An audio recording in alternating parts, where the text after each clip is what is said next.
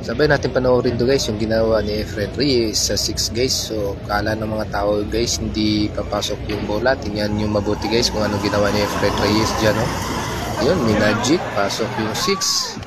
Champion talaga ng isang magician. Ayan guys, tira 1.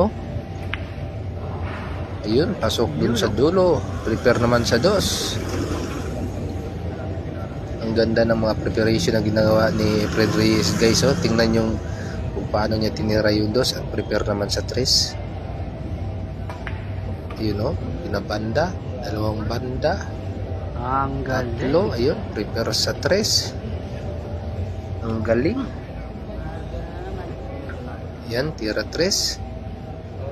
Sunod, 4 naman. Ayun, tira 3. Pinabanda naman. Lumapit yung bola sa 4. Ayan, tira 4.